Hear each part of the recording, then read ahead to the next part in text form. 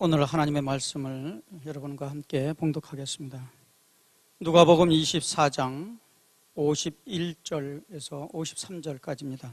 누가복음 24장 51절에서 53절까지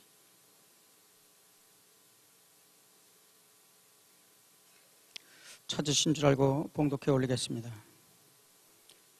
축복하실 때에 그들을 떠나 하늘로 올려지시니 그들이 그에게 경배하고 큰 기쁨으로 예루살렘에 돌아가 늘 성전에서 하나님을 찬송하니라. 아멘. 잔치가 끝난 후에라는 제목을 가지고 우리 한광수 목사님께서 말씀 전해주시겠습니다.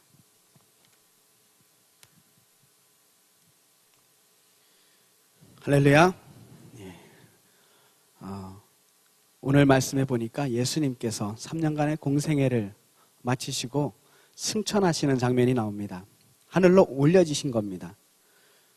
만약 여러분이 그 장면을 봤다면 어땠을까요? 굉장히 신기했을 것 같아요. 와, 올라간다. 굉장히 신기한 장면이죠. 한참 보다가 문득 정신을 차리게 됩니다. 예수님이 안 계시네? 예수님의 부재를 경험하게 되는 겁니다. 더 이상 예수님께서 우리의 곁에 계시지 않는다는 사실을 느끼게 되는 거죠. 아직까지 그들은 예수님께서 약속하신 보혜사 성령이 어떤 존재인지 알지 못합니다. 3년 동안 제자들은 가정을 버리고 일터를 버리고 모든 걸 버려둔 채 그야말로 예수님만, 아무 생각 없이 오직 예수님만 따라다녔습니다. 정말 신이 났습니다. 예수님이 행하신 많은 기적들을 보았고요. 예수님께 많은 좋은 말씀들을 들었습니다. 하루하루가 꿈만 같았습니다. 그런데 어느 순간 예수님이 안 계시는 거예요. 지금까지는 마치 잔칫날과 같았다면 어느 순간 갑자기 잔치가 딱 끝나버린 거죠. 예수님이 하늘로 올라가 버리셨습니다. 황망하다고 해야 될까요? 아니면 허무하다고 해야 될까요? 하나님의 아들 예수님과 함께 했던 3년의 시간이 갑자기 딱 끝이 난 겁니다. 이제 어떻게 해야 될까요? 집으로 돌아가야 할까요? 무엇을 해야 할까요? 오늘 말씀해 보니까 제자들은 그렇게 하지 않았습니다. 예수님이 떠나신 후에도 그들은 흩어지지 않았습니다. 당황하지 않았습니다. 52절 말씀부터 보니까 그들은 그에게 경배하고 큰 기쁨으로 예루살렘에 돌아가 늘 성전에서 하나님을 찬송하니라. 그들은 오히려 다시 모여서 하나님께 경배하고 기쁨으로 예루살렘에 돌아갔습니다. 갈릴리로 돌아가지 않고 예루살렘에 돌아가 성전에서 하나님을 찬송하기 시작했습니다. 예수님의 그 어떤 모습이 그들을 변화시켰습니다. 예수님이 그들의 마음에 큰 흔적을 남기신 겁니다. 이전의 제자들이 아닙니다. 예수님이 십자가에 달려 돌아가셨을 때 뿔뿔이 흩어졌던 그러한 제자들의 모습이 아닙니다. 갈릴리로 돌아갔던 제자들의 모습도 아닙니다. 이제는 변화되었습니다. 그들은 성전에서 하나님을 찬양합니다. 예수님을 제대로 알기 전의 모습과는 확실히 달라진 삶의 모습입니다. 더 이상 갈릴리에서 어부나 세리로 살지 않기로 작정했습니다. 그들의 마음에는 그리스도의 흔적을 남기게 된 것입니다.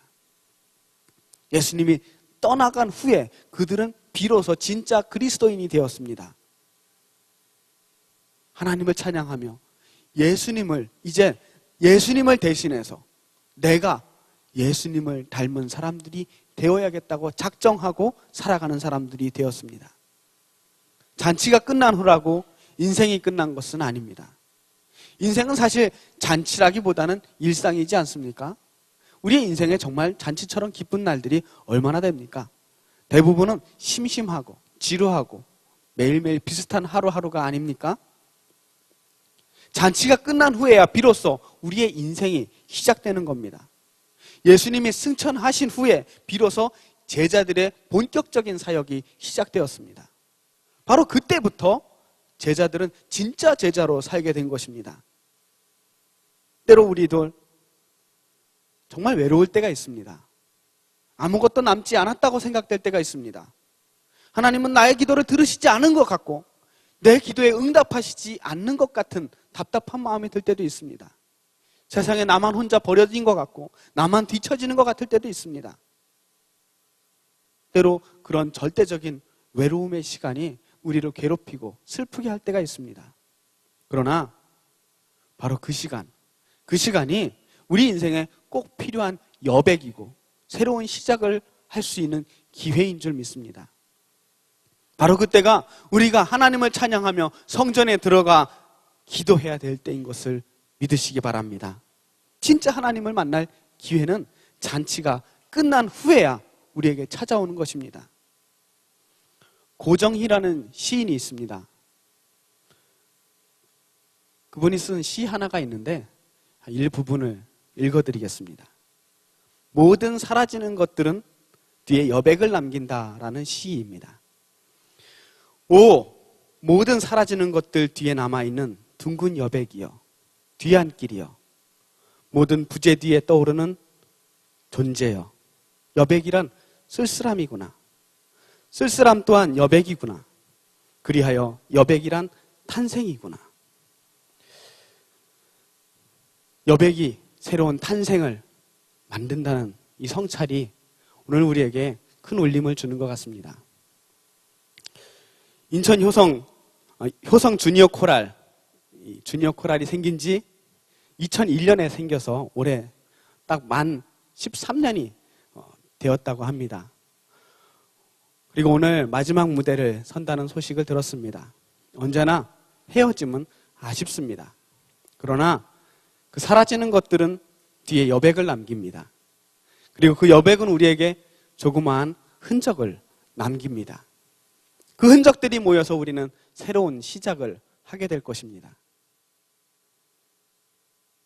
13년 동안 효성 주니어 코랄을 통해서 만들어진 수많은 인재들이 있습니다. 그 아이들이 바로 효성 주니어 코랄의 흔적입니다.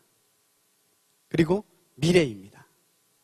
끝이 나는 것 같지만 사실은 그 아이들이 본격적으로 이제 시작할 때인 것입니다. 이 아이들이 앞으로 살아갈 인생들이 코랄의 여백입니다. 이 여백은 이제 새롭게 시작할 줄 믿습니다. 지금까지 13년 동안 한결같이 열심으로 달려온 황혜영 지휘자와 효성 주니어 코랄의 사랑스러운 아이들, 그리고 그들이 배출해낸 모든 이들에게, 또 함께 그들을 지켜보며 응원하고 기도했던 모든 성도들에게 하나님께서 새로운 시작과 새로운 찬양을 안겨주시기를 주님의 이름으로 축원합니다. 기도하겠습니다. 하나님, 모든 것이 끝났다고 생각할 때, 그때가 바로 새롭게 시작할 때인 것을 믿습니다. 우리가 힘들 때, 어려울 때, 벽에 부딪힐 때 항상 우리에게 새로운 시작의 길을 열어주시고 인도해 주시는 하나님을 믿습니다. 의지하게 하여 주시옵소서. 지금까지 수고한 우리 효성 주니어 코랄 섬기시는 모든 분들과 우리 멤버들 한 사람 한 사람 주님께서 힘내게 하여 주시옵시고 앞으로의 삶도 주님께서 책임져 주시옵소서. 살아계신 예수님 이름으로 기도했습니다. 아멘.